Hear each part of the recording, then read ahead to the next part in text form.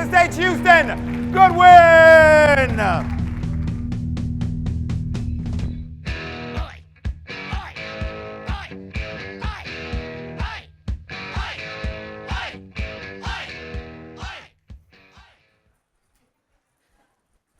right, so what makes you so great? Like, this is an uncomfortable conversation for a lot of people because it's like, what sets you apart from the peers that you're even sitting with in this room? And a lot of the reason why that's uncomfortable is because you're scared to be big, but you've already been given permission to be big, so we can think about these questions.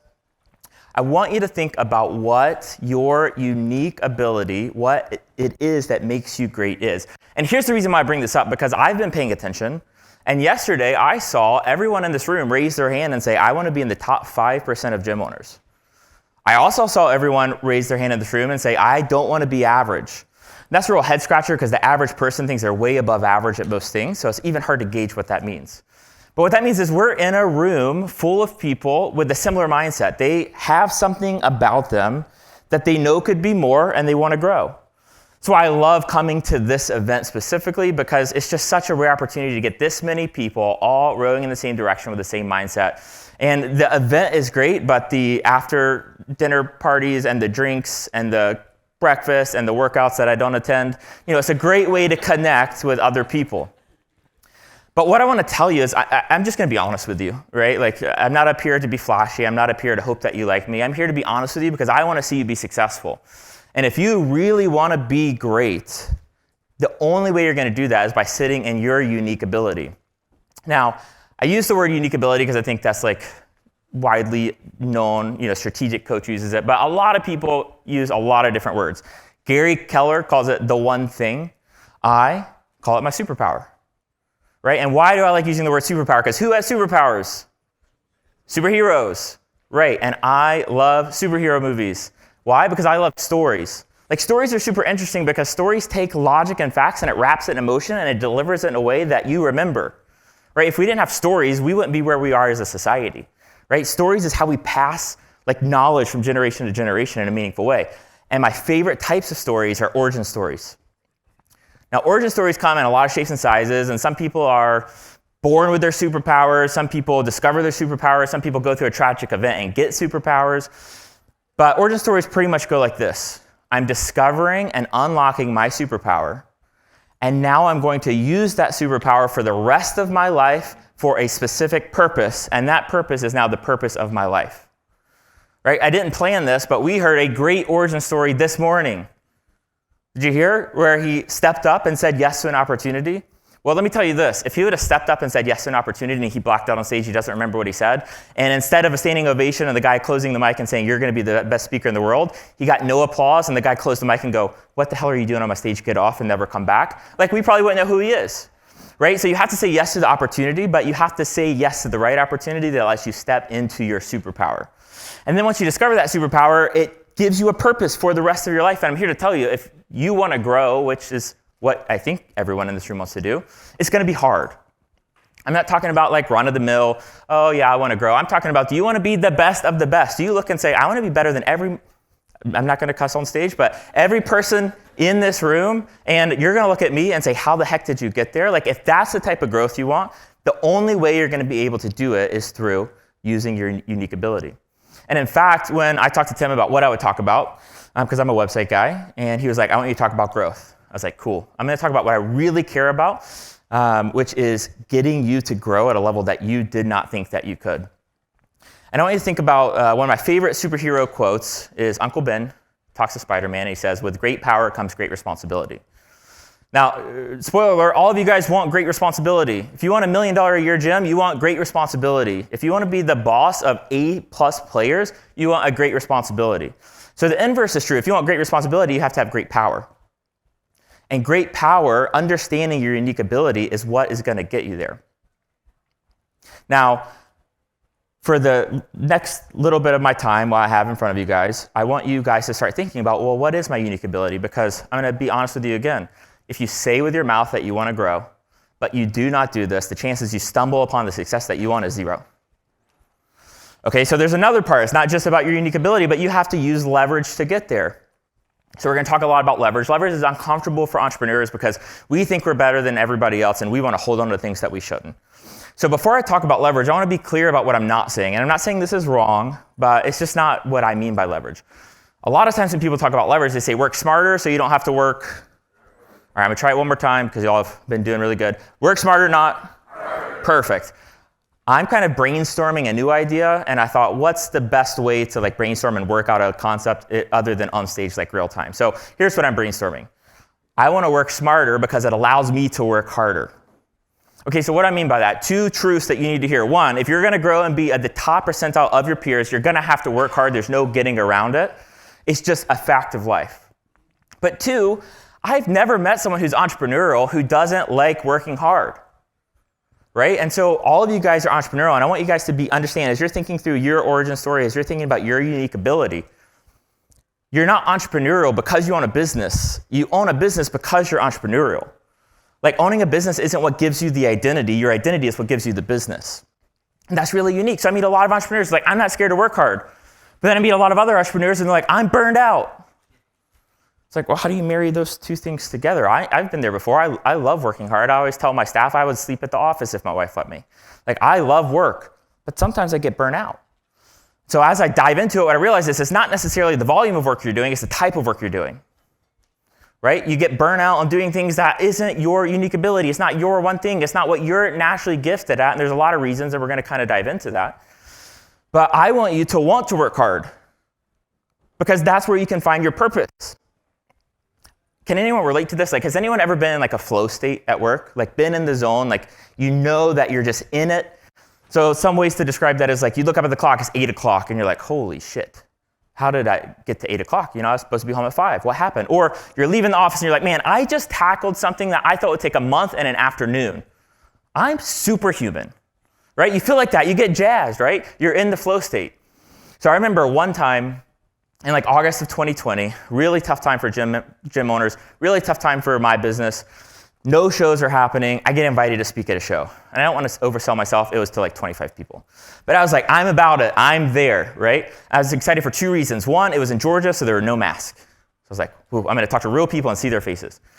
And 2, they invited me to speak on like business best practices. So one thing you know about me is like I literally love business. I could talk about business all day. I love sales. I love marketing. I love diving into P&Ls and models and talking about margins. I like forecasting and giving big vision and talking about the nitty-gritty customer retention or staff churn. Like, I love business because it's part of my purpose. It's part of my origin story. I think giving someone a good place to work is one of the best things you can do for them, and I believe that's one of the purposes of why I'm on this planet. Because we all know people with shitty jobs, right? Not everyone's an entrepreneur. If someone has a bad job, they're the person you don't want to talk to at the party because all they do is complain. They're a terrible spouse, they're a terrible friend, they're a terrible parent because their job is so important. So anyway, I'm really excited to go to this event. I get there, it's not like this, 25 people in a room. There's a stage, there's a big screen TV for my few slides. I'm speaking after lunch. It's like a 9 to 5 type thing, just a one-day event. And I get there, and the host is just defeated, and she comes up to me and she goes, every single speaker after you bailed. Like, they either got exposed to COVID and they're quarantined, or they got COVID, or their spouse freaked out about being around people and they're gonna catch COVID. It was crazy times, right? People were scared for crazy reasons. And so she just looked so defeated and slumped over, and I never forget, she looked at me and she goes, just go talk as long as you can and then cut it off, and we're just gonna cut it early. And I felt bad because that was her superpower, right? Like, some people, throwing events is their unique ability. Can we talk about this as a world-class event? Like, have y'all seen Tim? Like, walking around? Like, yeah, clap, give props. Like, this is a great event. Tim is in his unique ability right now, right? Like, he's thriving. You look at him, he's like dressed to the nines, he's happy, he's smiling. Randy, they're just like, this is their zone, right? So anyway, I get up, I have my little whiteboard. I really like to write. You can't read my writing, but it helps my brain. And I start talking, I start diving into language patterns. I'm excited, and everyone's kind of in the zone, and we're talking together, and then it's a small enough room where then all of a sudden someone asks a question. And I'm like, oh, that's a good question. Well, over here, let's talk about this. And then that question leads to a rabbit trail. And then next thing you know, we're live, like IDSing, identifying problems in somebody's business and coming up with live solves. And then next thing you know, we're over here and we're talking about this, and other people are chiming in. And then it kind of, started to wind down. And I purposely didn't have my phone on me because I didn't want to keep track of time because I was just trying to go. I had an hour planned. And so, I say thank you. I kind of walk off the stage and I go grab my book bag and I look at my phone, and it had been 3.5 hours. Now, if you'd have bet me money, I would have said maybe hour 20. I was planning on an hour, maybe I stretched it out a little bit. Because I was in the zone. I was in my flow state. That wasn't hard work for me. But then something really interesting happened, and we're not going to talk a lot about it. I was really thinking about, like, one day I want to make a presentation on this, because one of the ways that you're going to grow is you have to grow in your leadership. And a really important lesson that I learned that day was after I got off stage, like packing up my book bag, people are standing up, saying their goodbyes. There's someone in the back that hadn't really talked, and they asked a question. And you know how these events go, like everyone's kind of settling and leaving, and I was like, cool, I'll stick around. And so we start talking, and I'm like, oh, I actually know like a really cool acronym to help is like how to deal with an unhappy client. And I know this like dumb little acronym, but it helps out. So I go up to the board, and I'm writing on the board the acronym, and I turn around, and everyone's seated. And it's like, boom, we're back in the zone. And I learned an important lesson that day is like people like being in the zone. People like that. And it's hard for people to find that. And so not only is being in flow states like great for your career, great for your energy, but flow states are contagious. And if you're going to be a leader that leads A-plus players, you want to give that feeling to others. You know what I'm saying? Like sometimes I'm kind of like the visionary guy in my office, and when things get hard and when COVID happened and people are like, I don't see a way out. It's like, hey, you don't need to freak out. That's not your job. You're not running the whole ship. Put it on me. I'll be the canary in the coal mine. I'll take it. You take that off of you, and you go be in your flow state, because that's what's going to get us out of this. Right? And as a leader, that's what we need to do, is we need to give that gift of being able to give people in that. All right, before I get into the presentation, a little about me. Most of you know me, but some of you don't. I've got to meet a few new people. My name's Houston. I run a company called 97 Display. And so I am a website company. So at some point in this presentation, I am going to talk about websites, but I want to keep you on your toes for when that comes. But the reason that I'm talking about this is because I actually am passionate about this. 6 years ago, I started at 97 Display with a sales team of 2 people. So 97 Display is owned by a mother company. And 6 years later, because I've really spent a lot of my time trying to do this, I now have 3 portfolio companies with 50 employees, and we do over $1 million a month. And it's like, I could have never imagined 6 years ago being here. But what I could imagine was I want to get into my flow. I want to get into my unique ability as much as possible. I already said this, but one thing to know about me is I believe giving people a good place to work is one of the best things you can do for them. I love meeting gym owners because honestly, for you guys, you impact your community by giving people a good place to work out. Y'all change lives.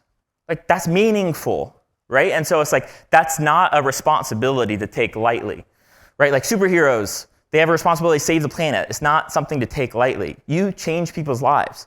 Not everyone gets to do that, right? And so it's like, if not everyone gets to do it, you almost have a burden to do it as good as you can.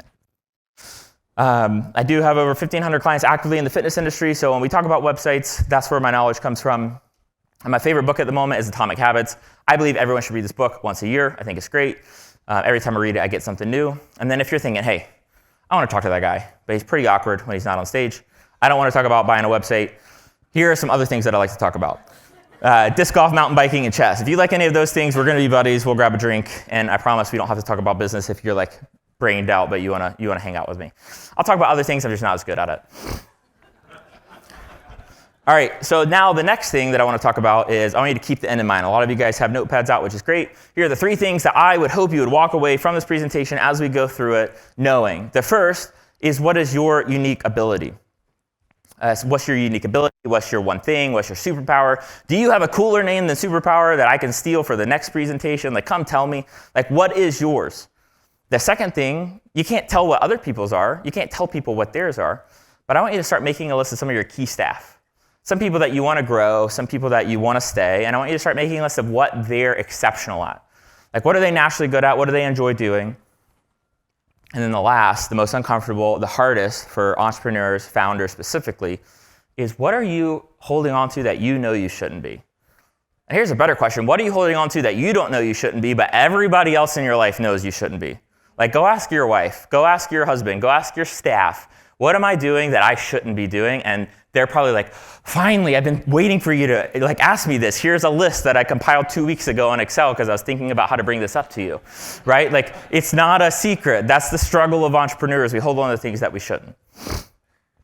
So we kind of got to go through this. And the first thing is we got to talk about our superpower, our unique ability. And the way we're going to do that is we're going to unlock it. So there's several people in this room with several different stories. Some of you guys, you all have a unique ability. You all have something that you're exceptional at, but not everyone has put that to words. So for some of you guys, this is going to be a really fun exercise because it's like not going to be learned, it's going to be remembered. You're going to go through this exercise and be like, oh my gosh, I've known this my whole life, but now I have words to it for the first time and I have clarity that I've never had. That's really fun. Some of you guys have a good sense about your unique ability, but you don't know how to sit in it and you want to sit in it more and you're getting burned out because you're not. So we're going to talk about that. Then there's some of you, the sneaky ones, you know what you're really good at. You know how to do it, but you don't. And I've thought a lot about this. Like I've met a lot of talented people and they're like really good at one thing and they know they're good at one thing and they actually know how to sit in that one thing for a majority of their time and they don't do it.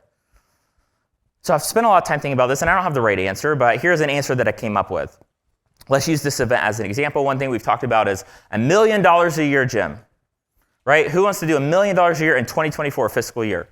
Well, if you're like, I know if I sat in my unique ability, I know that if I leveraged everything off my plate, I could get us there. So I'm going to say to the world, I'm going to do $1 million next year.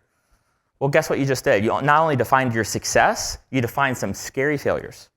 Because now all of a sudden, 950 next year would sound good, but it doesn't. And people are scared to set big goals because it sets big failures, and people are scared to stumble upon the road to success, and that's why they stay plateaued. Right, so no matter where you fall in that, or maybe the fourth person is you know your unique ability, you sit in it perfectly, and you're growing like crazy, and then you're going to do this presentation instead of me next time. Because I'm in no way saying that I'm there. Right, the best way to learn something is to teach it or present on it. So I'm just saying come along this journey with me, let me share some things that I found, and then come talk to me after about things that you found so we can get better together. That's why I come to these events. Right? And then I really love this quote, other book, One Thing by Gary Keller, I'd highly recommend you read. Extraordinary results, which by the way, every single person raised your hand yesterday and said you want to be top 5%. That's extraordinary, right? So it's like you need to understand and be big and say, I want to do something extraordinary with my life that a lot of people want to do, but almost no one does, right? So it's like extraordinary results are directly determined by how narrow you can make your focus. When you spread yourself out, you spread yourself thin. And this is the downfall, right? You spread yourself thin, you get burnt out, you hit a ceiling, and you're done. Right? There's a lot of unhappy entrepreneurial-minded people in their 50s and 60s who are like, I know what could have been, and I didn't get there, and I hate it. So it doesn't matter when you start, because some people start businesses when they're 60, and they're massively successful, but it's like your time is not getting longer, it's only getting shorter. So it's time to take action today. So the first thing we're going to do to be able to unlock your superpower, if you were a superhero, I want you to unlock your superpower. We got to go through some training to identify what it is, because your superpower isn't the person beside you's. And a big thing that gym owners make the mistake, or entrepreneurs in general make a mistake, is I see this person do it this way, and so I'm going to replicate it. And then they wonder why they're not successful. It's like, you're not him, right? Isn't that a young kid say that? Like, I'm not him, right? It's like, that's okay. You don't have to be him or her. You need to be you. And when you're you to your fullest potential, like, it's crazy. Like, have you seen like ultra runners? Have you seen like bodybuilders? Like, humans that take their unique ability to the farthest links that they can, they're like a different species, right? They're like so much better than the general population that it's like mind-boggling. It's like, okay, I want to be there. Well, how do I be there? Well, here are 4 things to help you identify yours. First, I almost said super skill, but superior skill. This is just something that comes natural to you. It's something that you can't help but do well. So I'll tell you a little bit about my origin story. When I was 15, my parents grew up lower middle class. They're like, you got to get a job. So I'm like, okay, well, who hires 15-year-olds? Very few people, and they pay $5.15 an hour. So I'm like doing the math. I'm like, cool, I work 10 hours a weekend. That's pretty much my whole weekend gone. But then I make $50. And I'm like, what are taxes? Shoot, I make $30. What is this? And so I started, getting my political views at an early age. But then I was like, man, I don't want to waste my whole weekend for $30.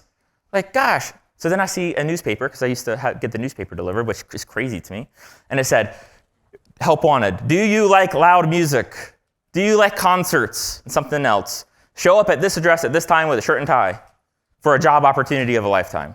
So I'm like, yeah, screw it. I don't know if they'll get a 15-year-old, but I'm going to go to it. So I got to preface this. I'm 33 now. I look young. I wasn't a 6'2", 200-pound 15-year-old. I wrestled at 125. I was a child, right? Like, so I walk in with a suit this too big because I had to go to the Walmart, off the rack, and I'm with a bunch of adults, and I'm like, what are we gonna do? Set up concerts? Like, what is this? And I slowly watched all the adults around me's like eyes die as that we began a presentation about how we're gonna knock door to door to sell Kirby vacuums. And I was like, I don't know what that is, and I don't use the vacuum. But then I heard the guy say, you knock on 10 doors, you'll get in 3, you get in 3, you'll sell 1, you'll make $500. I was like, that's 100 hours of work, flipping burgers. I get to walk outside, and it's worth a try, right? And so I used what I called boyish charm at the time. Unassuming kid knocks on your door, hey, I'd like to clean your house. I'll vacuum it for free, you just have to listen. I'd talk to him, I did all the training, I learned. And what I learned is I had a natural tact for it. I started selling. Started making like $1,000 a week.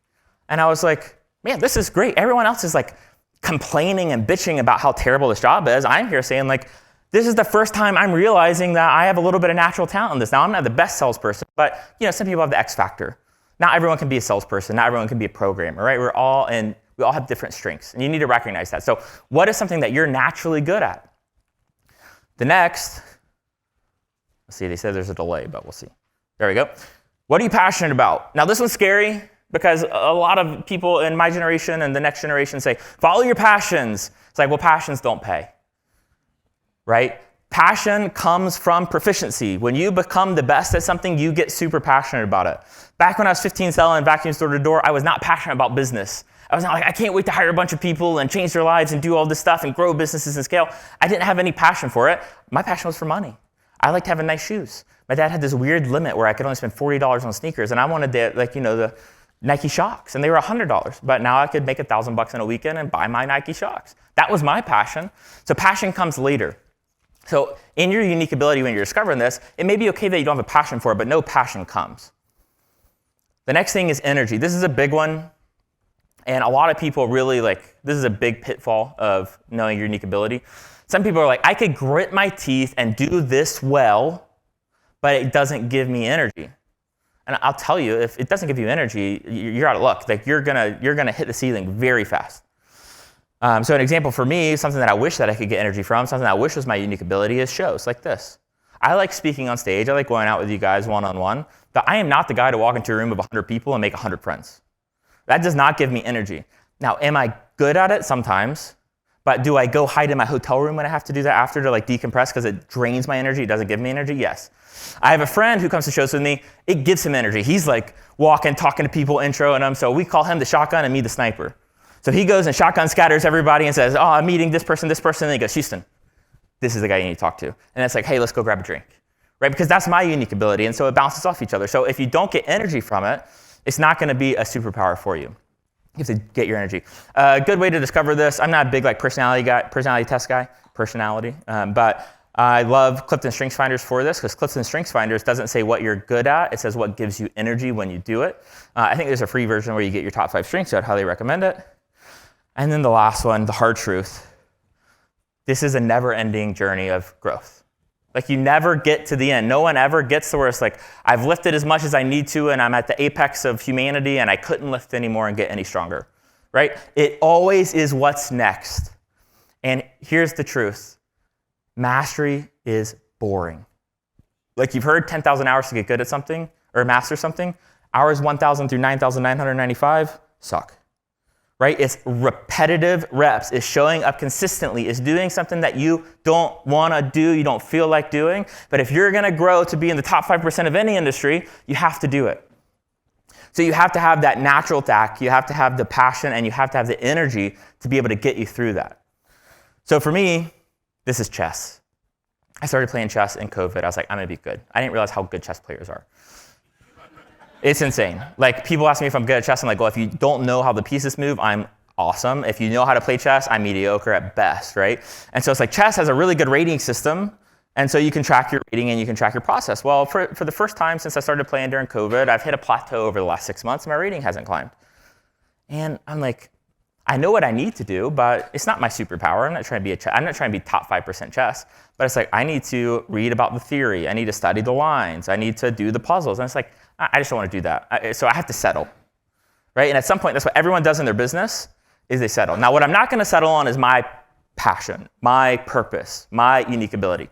That's not chess, right? You got to start when you're 5 and be a grandmaster by 15 to have a shot, right? So it's like, I'm never going to do that, but I like to play chess for fun still, but it's just not something that I go after. All right, so now what I'm going to do is I'm going to take a sip of water, and that's going to give you, oh, they took my water off stage, never mind.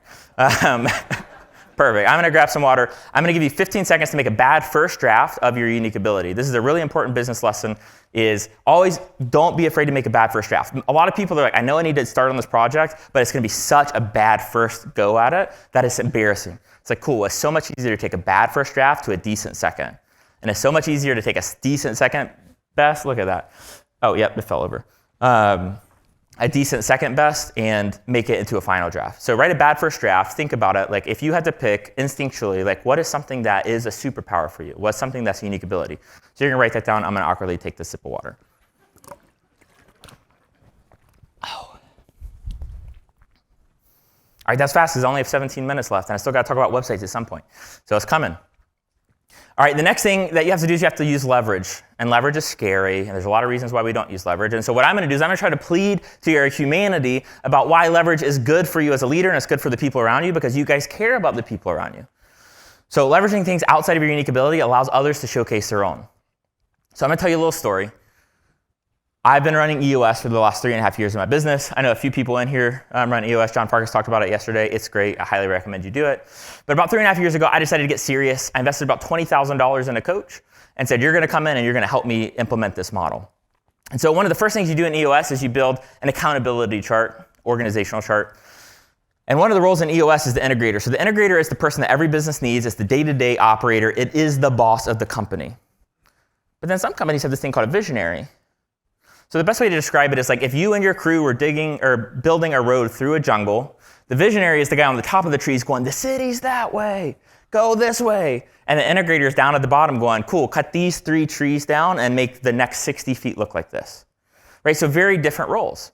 And so I was kind of sitting in both roles as the person running the company. And as we started dividing them, I'm looking at the visionary roles and I'm like, oh my gosh, I couldn't write a job description better than this. Like, this is what I'm naturally gifted at. I'm very passionate about this. This gives me energy, and I can spend the rest of my life trying to be the best person in this role possible.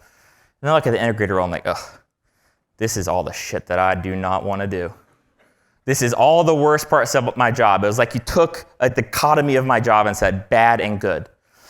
So they're like, cool, well, you're a visionary. You're going to step in the visionary seat. We need to promote an integrator to run the company. That's scary. What do you mean? They're going to run the company. They're going to manage everybody. I'm just kind of working with them. They're the boss. All right, well, here's my integrator. But I went to her and I said, hey, look, I don't know that I can do this. She's like, why? You're like, I think I'm ready. And I was like, it's not about the promotion. I feel guilty giving you my shit. Like, I'm just dumping all this on you and you're going to be miserable. And she said, what are you talking about? If I looked at this job description, I couldn't write something better. Like, I'm super passionate about all this stuff. I get energy doing it, and I can spend the rest of my life being as good of an integrator as possible. That's like a big aha. Like, oh my gosh, I'm robbing someone of feeling this as good as I feel about my seat because I'm trying to hold on to it and not leverage it. So we don't want to do that. We want to start adopting this model of leveraging your things that aren't in your unique ability so you can give it to others where it is in their unique ability. That changes how you hire. You got to get the most out of others by surrounding yourself with different skill sets. If 97 Display was filled with 30 Houstons, it would be a mess. Nothing would get done, right? It's like we would know where we want to go, but we'd be really bad at making anything happen. And next week we'd be on a new thing, and then we wouldn't be on websites. We'd be on the augmented reality. I'd be like, hey, just wait for the Apple goggles to come out, and then we're going to get your new website up. Like, it's crazy. It's all about ChatGPT or what's next. It's like nothing would happen. So in your gym, you got to hire all-stars that share different strengths than you so you can have a group of people all sitting in their unique ability and in their super strengths. And then lastly, look, I want you guys to be a leader that discovers other strengths. Like, you want to get buy-in from A-plus players? Like, I hear people all the time like, oh, I can't keep people who are talented. And it's like, yeah, because you are burned out all the time. Your personal life sucks. You complain. Who would work for you? It's like you look at the boss and you're like, they're more miserable than me and I'm very miserable. Like, I got to get the hell out of here. Right? And it's like, you can't do that. A lot of people get into business ownership because they want to be their own boss and they're a sucky boss. Right? It's like, you have to be the person that develops the strengths, because when you give those people ahas and you give them opportunities to sit in their strength, it's like, you talk about loyalty, you talk about ride or die, you talk about getting through hard things, you talk about getting through like pay stuff or whatever. It's like, I'm with this person. They've done so much for me. They're part of my origin story. Maybe another way to look at it. Maybe I'll make this a superhero theme thing next time. And then the last thing, what are you holding on to in your business that you shouldn't be? So here's like 3 questions to ask. What are you not delegating that you should be? I really like John Farkas, what he said last week, where he said, send these questions to your staff a week ahead. I went to him, I was like, I feel like an idiot that I've never done that before. Like, so obvious. It's such good advice. So maybe send this to some of your staff. Like, what should you be delegating that you're not? And what's it costing the business for you not to be at your superpower, right? I don't say this rudely, but I tell people at work all the time, I don't do $10 an hour work, right? If you can pay someone $10 an hour to do it, it's not for me. And it's not because I'm above it, it's because the company needs to get a lot of value from me. And if I waste 5 hours a week doing receipts, well, that's $10 an hour work. The company's losing money on that. What are you selling your business short of because you're holding on to it? The next one is, what can you automate? Guys, technology is magic now. Next year, everyone's gonna have the Apple goggles on and they're gonna be doing the notes with their fingers and their eyes. It's crazy. Like ChatGPT, like workflow, like Tim's CLA process. Like how many people are using the Keep Flow process that Tim has set up, and now you're not spending hours that other gym members are spending. If it's not your unique ability, like let the robots do it. And then the last thing is, what are you doing that you should just eliminate? This is a hard one because people get sentimental, right? My wife likes to make fun of me, so I'll tell the story because I'm not a very overly emotional guy, but for whatever reason, I'm very sentimental about t-shirts. I have every band I've ever been a part of. I have every high school or college I went to, every event that I go to, and I had a drawer.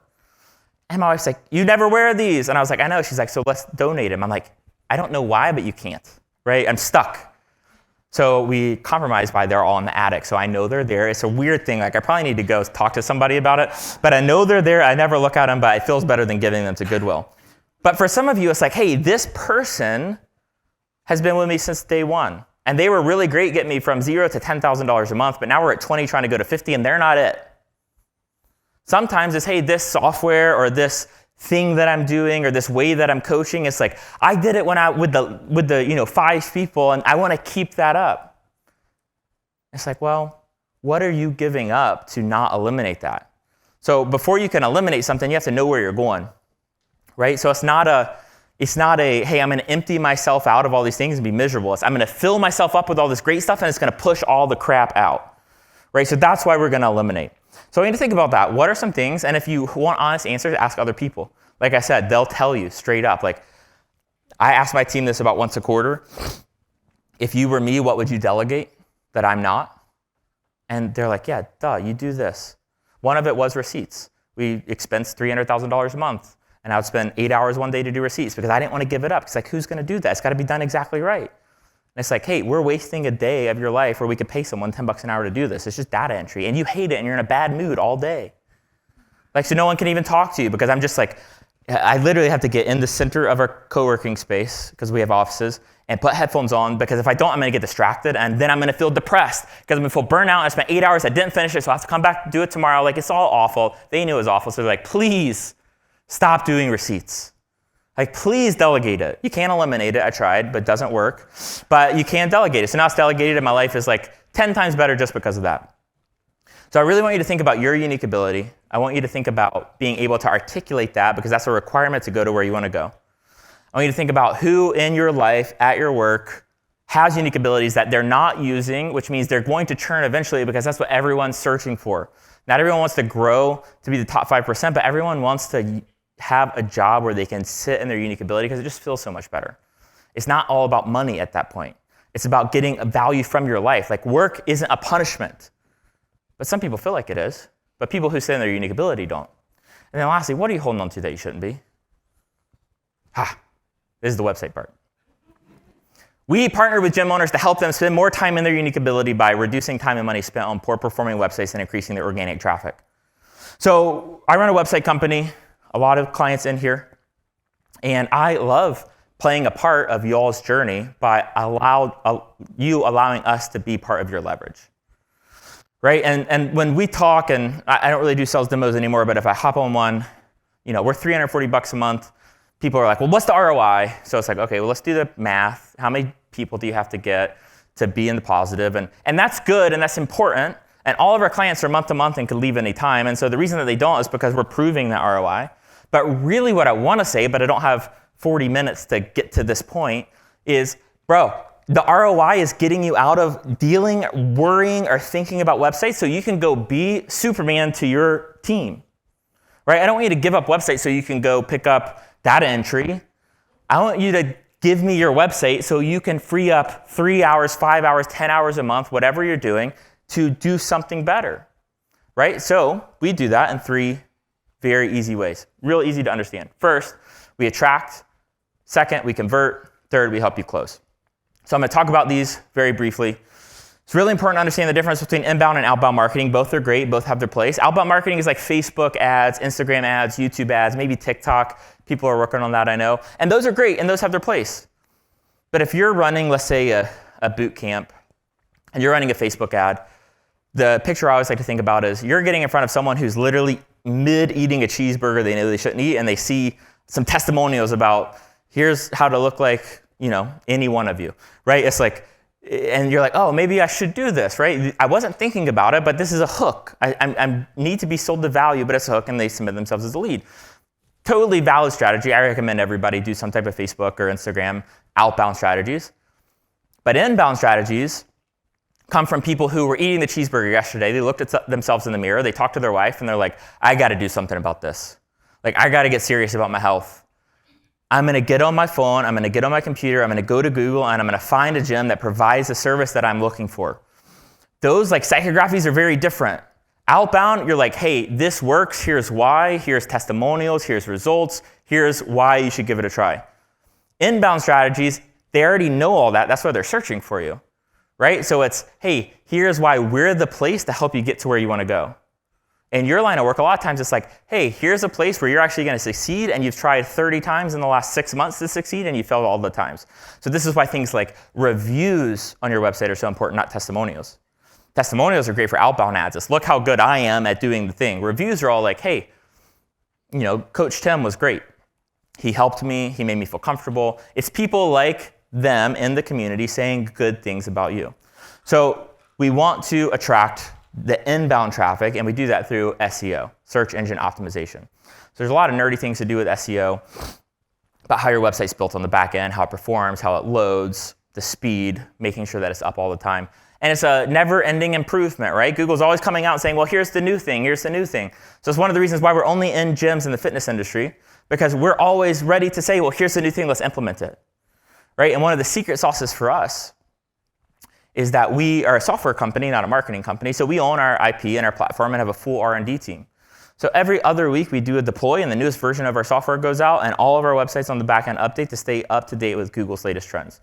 Again, this is just a piece of leverage for you to say, hey, I'm in good hands. Now, there are things that you can do or your staff can do to improve that by blogging more or doing social media posts or doing good backlinks. And those are all things that you can go above and beyond. But these are things that we handle. The second thing that we do to help out is we convert the traffic when it gets there.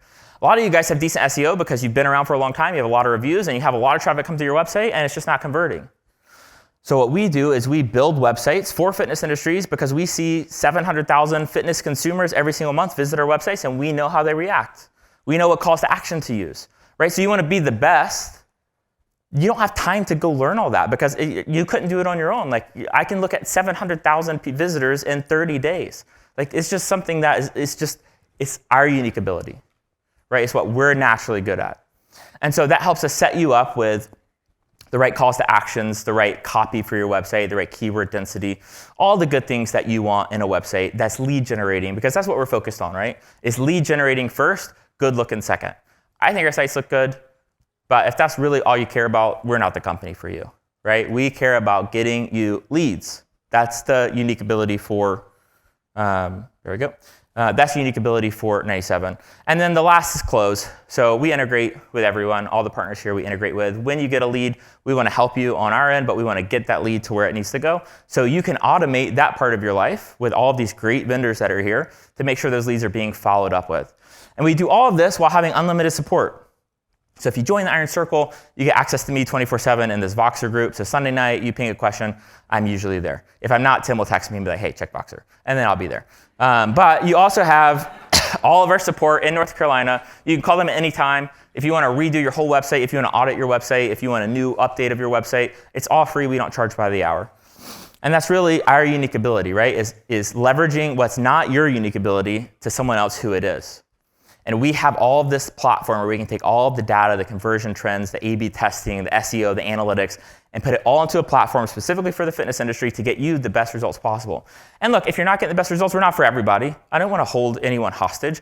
You leave. We don't lock anyone into contracts. I always tell people, I want you to be delighted to pay us every month, not forced to pay us every month.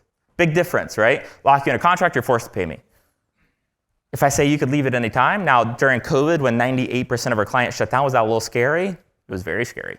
That's the answer. But we survived, and we grew in 2020 by 8%. And the reason we did that is because we focus on using our unique ability to give you as much value as possible and for you to leverage your time spent thinking about your website, which allows you to work harder. So this is my real, genuine thing for you. This is my pitch and my plea. It doesn't have to be 97 display.